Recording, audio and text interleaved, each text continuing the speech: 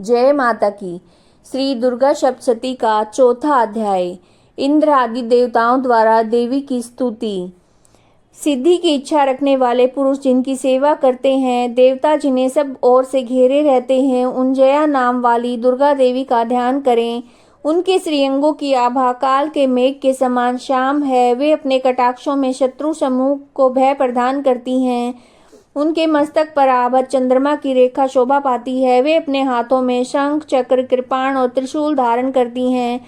उनके 3 नेत्र हैं। वे सिंह के कंधे पर चढ़ी हुई हैं और अपने तेज से तीनों लोकों को परिपूर्ण कर रही हैं। ऋषि कहते हैं, अत्यंत पराक्रमी दुरात्मा महिषासुर और उसकी दैत्य सेना के देवी के हाथ से मारे जाने पर इंद्र आदि देवता प्रणाम के लिए गर्दन तथा कंधे झुकाकर उन भगवती दुर्गा का उत्तम वचनों के द्वारा स्तुति करने लगे। उस समय उनके सुंदर अंगों में अत्यंत हर्ष के कारण रोमांच हो आया था।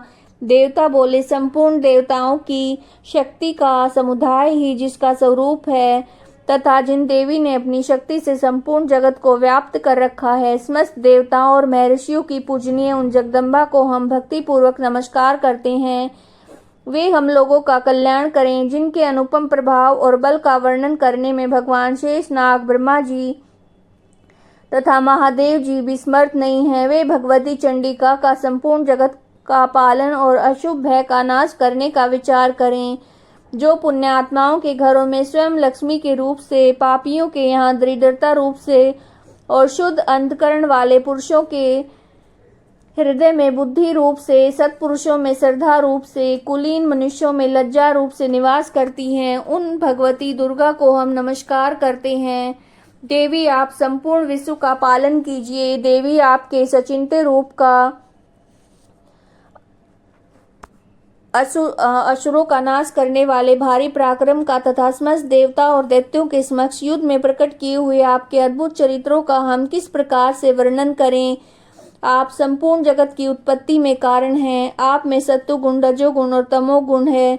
ये तीनों गुण मौजूद हैं तो भी दोषों के साथ आपका संसर्ग नहीं जान पड़ता है। भगवान विष्णु और महादेव जी आदि देवता भी आपका पार नहीं पाते हैं। आप ही सबका आश्रय हैं। यह समस्त जगत आपका अंशभूत है क्योंकि आप सबकी आदिभूत अव्यकृता परा प्रकृति हैं। देवी, संपूर्ण यज्ञों में जिसके उच्चारण से सब देवता तृप्ति लाभ करते हैं, वह स्वाहा आप ही हैं। इसके अतिरिक्त आप पितरों की भी तृप्ति का कारण है। अतएव सब लोग आपको सौधा भी कहते हैं। देवी, जो मोक्ष की प्राप्ति का साधन है, अचिंत्य महावृत स्वरूपा है, समस्त दोषों से रहित है, जितेंद्रिय तत्व को ही सार वस्तु मानने वाले तथा मोक्ष की अभिलाषा रखने वाले मुनि जन जिनका अभ्यास करते हैं, वह भगवती पराविद्या आप ही हैं। आप शब्द स्वरूपा, अत्यंत निर्मल, ऋग्वेद, यजुर्वेद और उद्गीत के मनोहर पदों के पाठ से युक्त सामदेव का भी आधार आप ही हैं। आप देवी त्रयी, तीनों वेद और भगवती 6 ऐश्वर्यों से युक्त हैं। इस विश्व की उत्पत्ति और पालन के लिए आप ही वार्ता, खेती एवं आजीविका के रूप में प्रकट हुई हैं। आप संपूर्ण जगत की घोर पीड़ा का नाश करने वाली हैं। देवी, जिससे समस्त शास्त्रों के सार का ज्ञान होता है, वह मेधा शक्ति आप ही हैं। दुर्गम भवसागर से पार उतारने वाली नौका रूप दुर्गा देवी भी आप ही हैं। आपकी कहीं भी आसक्ति नहीं है। कैटभ के शत्रु भगवान विष्णु के वक्ष स्थल में एकमात्र निवास करने वाली भगवती लक्ष्मी तथा भगवान चंद्रशेखर द्वारा सम्मानित गौरी देवी आप ही हैं। आपका मुख मंद मुस्कान से सुशोभित है। निर्मल पूर्ण चंद्रमा के बिंब का अनुकरण करने वाला और उत्तम स्वर्ण की मनोहर कांति से कमनीय है। तो भी उसे देखकर महिषासुर को क्रोध हुआ और सहसा उसने उस पर प्रहार कर दिया। यह बड़े आश्चर्य की बात है देवी। वही मुख जब क्रोध से युक्त होने पर उदय काल के चंद्रमा की भांति लाल और तनी हुई भौहों के कारण विकराल हो उठा, तब उसे देखकर जो महिषासुर के प्राण तुरंत नहीं निकल गए, यह उससे भी बढ़कर आश्चर्य की बात है, क्योंकि क्रोध में भरे हुई यमराज को देखकर भला कौन जीवित रह सकता है। देवी, आप प्रसन्न हो। परमात्मा स्वरूपा आपके प्रसन्न होने पर जगत का अभ्युदय होता है और क्रोध में भर जाने पर आप तत्काल ही कितने कुलों का सर्वनाश कर डालती हैं। यह बात अभी अनुभव में आई है, क्योंकि महिषासुर की यह विशाल सेना क्षण भर में आपके कोप से नष्ट हो गई है। सदा अभ्युदय प्रदान करने वाली आप जिन पर प्रसन्न रहती हैं, वे देश में सम्मानित हैं। उन्हीं को धन और यश की प्राप्ति होती है। उन्हीं का धर्म कभी स्थिर नहीं होता। वे अपने हृष्टपुष्ट स्त्री और पुत्र भृत्यों के साथ धन्य माने जाते हैं। देवी, आपकी कृपा से पुण्यात्मा पुरुष प्रतिदिन अत्यंत श्रद्धा पूर्वक सदा सब प्रकार के धर्मानुकूल कर्म करता है और इसके प्रभाव से स्वर्ग लोक में जाता है। इसलिए आप तीनों लोकों में निश्चय ही मनोवांछित फल देने वाली हैं। माँ दुर्गे, आप स्मरण करने पर सब प्राणियों का भय हर लेती हैं और स्वस्थ पुरुषों द्वारा चिंतन करने पर उन्हें परम कल्याणमयी बुद्धि प्रदान करती हैं।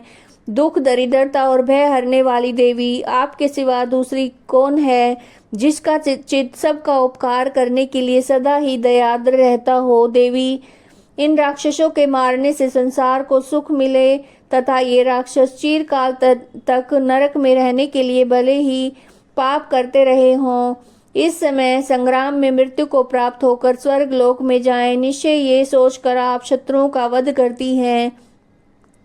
आप शत्रुओं पर शस्त्रों का प्रहार क्यों करती हैं? समस्त असुरों को दृष्टिपात मात्र से भस्म क्यों नहीं कर देती?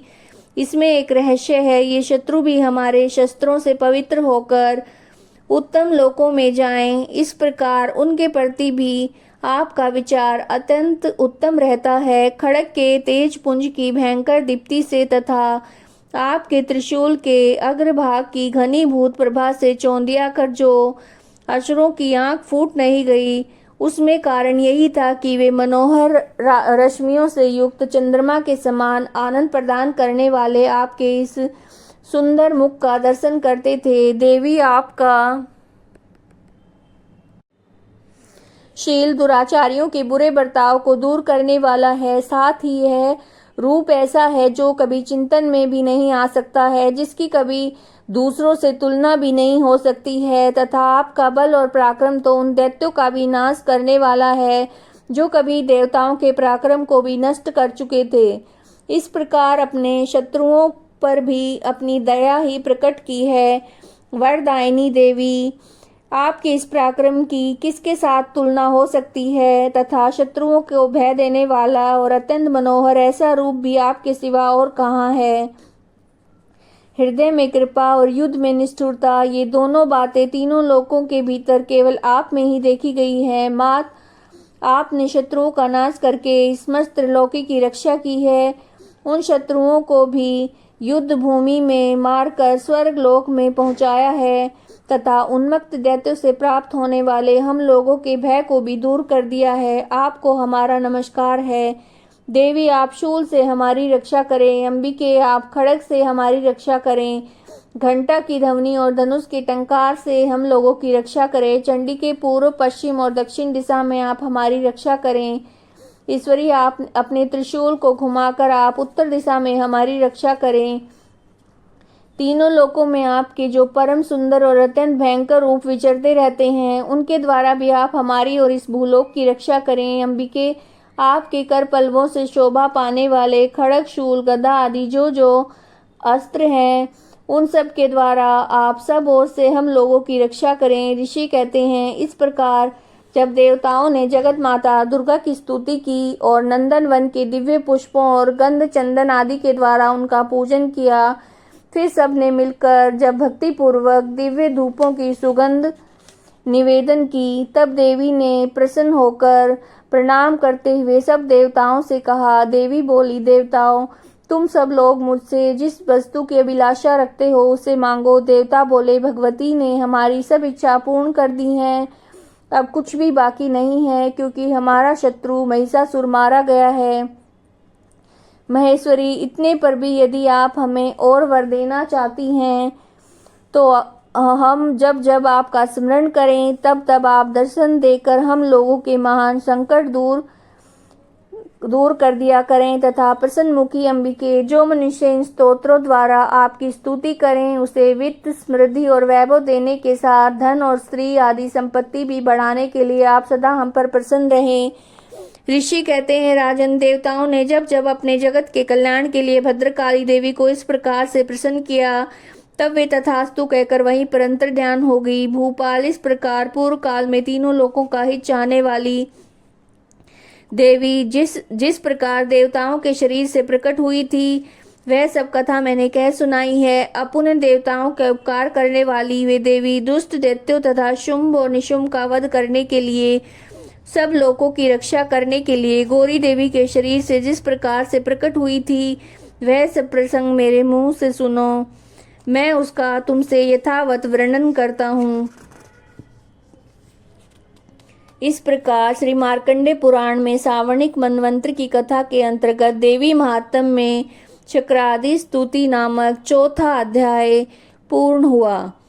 अगर आपको वीडियो पसंद आई है तो वीडियो को लाइक कीजिएगा, चैनल को सब्सक्राइब कीजिए और कमेंट में जय माता दी जरूर लिखिए।